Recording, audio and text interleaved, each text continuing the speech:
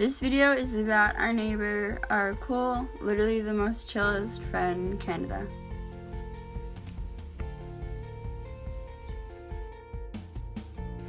Canada's two official languages are French and English.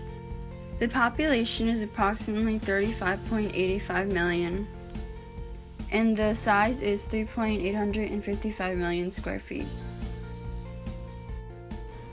The temperature goes up to 95 degrees Fahrenheit in the summer and negative 25 degrees Celsius in the winter.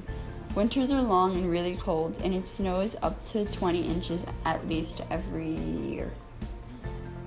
Much of Canadian culture is influenced by the French and British. Over time, however, immigrant cultures have been incorporated in some mainstream Canadian culture.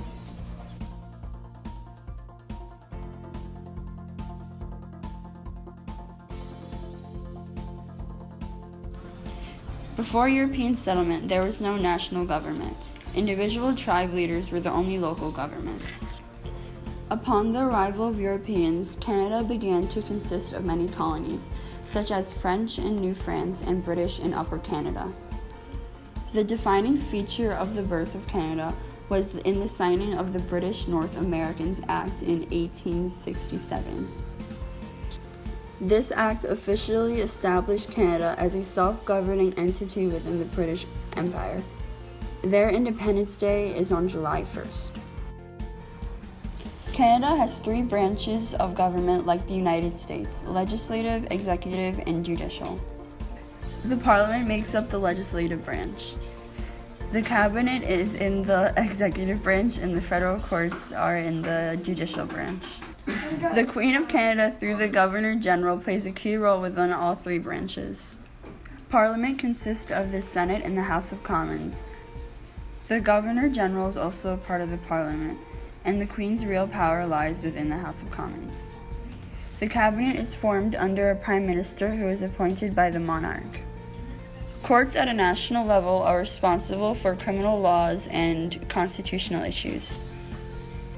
Local courts are responsible for civil matters and territorial justice.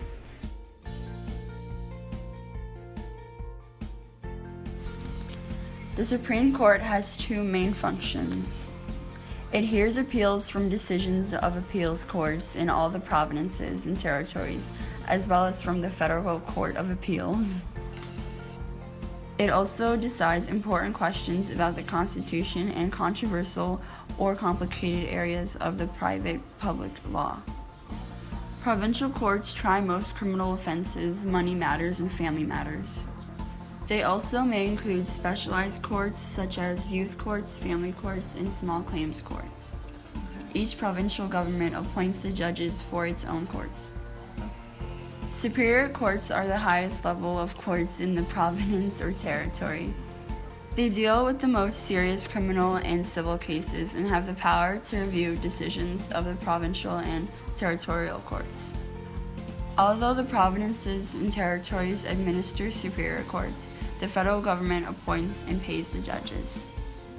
The Supreme Court of Canada is Canada's final court of appeal. Its 9 judges represent the 4 major regions of the country, 3 of them needing to be from Quebec.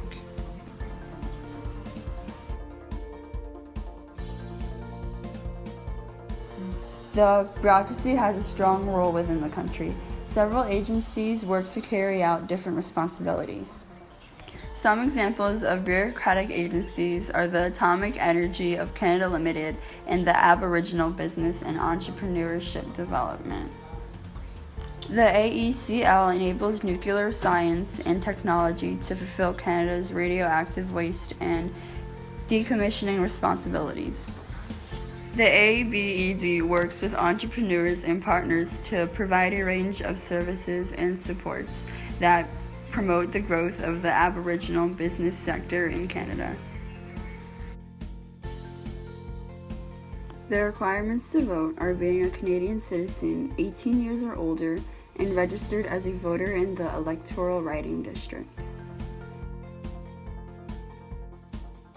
An electoral district in Canada, or riding, is a geographical constituency upon which Canada's representative democracy is based.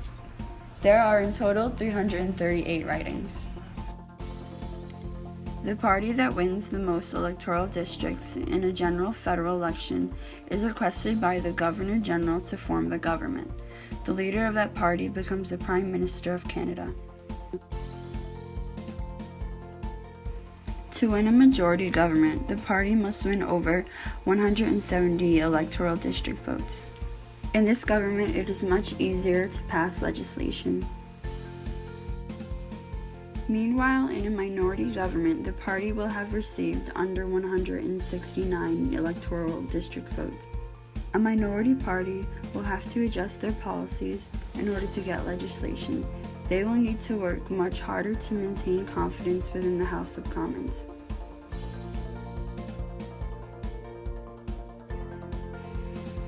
General elections take place on the third Monday in October every 4 years.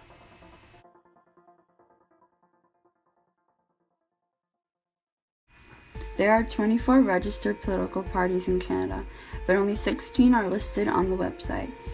The four main parties are the Conservative Party of Canada, the Green Party, the Liberal Party, and the New Democratic Party.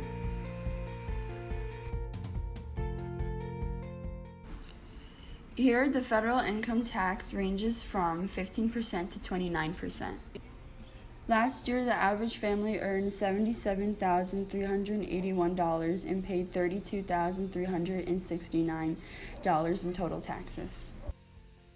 And then the sales tax differs according to province.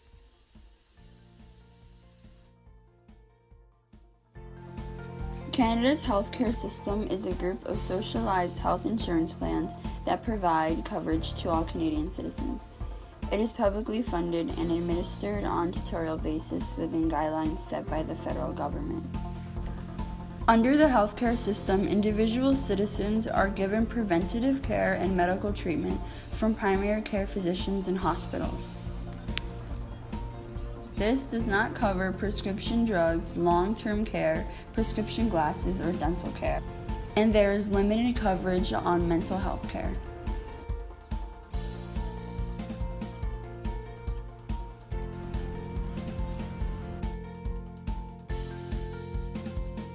In this economy, the gross domestic product is $1.551 trillion. Per capita, this would be $43,248. The top 5 industries are in agriculture, energy, technology, services, and manufacturing, although major exports are found in the automotive industry.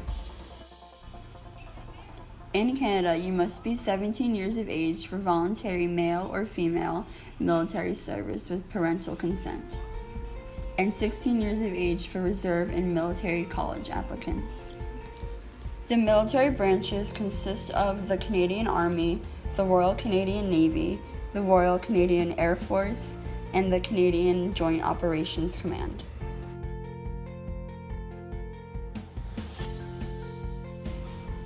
Two major social issues revolve around the death penalty and the ability to wear a niqab.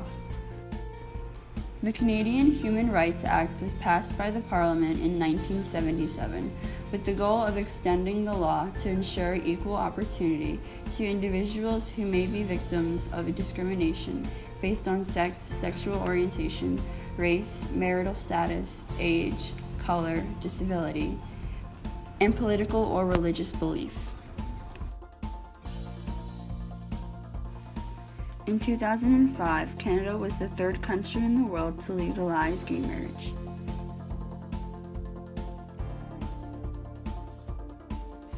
Under Section 2 of the Canadian Charter of Rights and Freedoms, the fundamental freedoms of this country is that everyone has the freedom of conscience and religion, freedom of thought, belief, opinion, and expression, including the press and media, freedom of peaceful assembly, and freedom of association. Canada believes that women's rights are human rights. Giving everyone equal rights is very important, and a number of legal instruments exist in Canada to protect the equal treatment of women. The Canadian Charter of Rights and Freedoms gives constitutional protection to individual human rights. In Section 15 of Canada's Charter, it ensures the equal protection and benefits of the law without discrimination based on race, color, and gender. Then in Section 28, it guarantees that all rights covered in the Charter apply equally to men and women.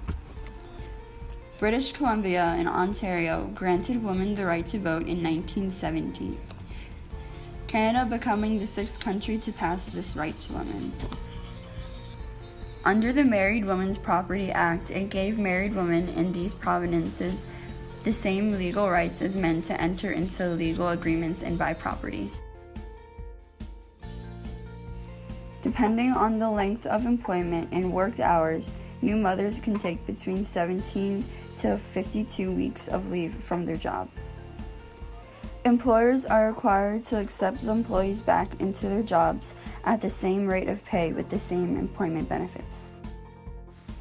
Although paid maternity leave for new mothers or pregnant employees only goes up to 15 weeks. Canada and the United States share one of the longest international borders in the world, also having the longest bilateral relationship in the world too. It can show especially through trade, where more than $1.8 billion is exchanged in goods, services, and people-to-people contact. Canada is also one of the founding members of the United Nations. Niagara Falls in Canada is a major tourist site. 30 million people visit Niagara Falls each year, with numbers rising every year. About 13 million every summer.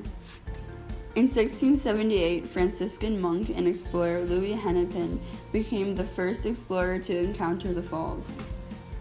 The water over the falls comes from the Great Lakes, and 5.5 billion gallons of water per hour flows over it.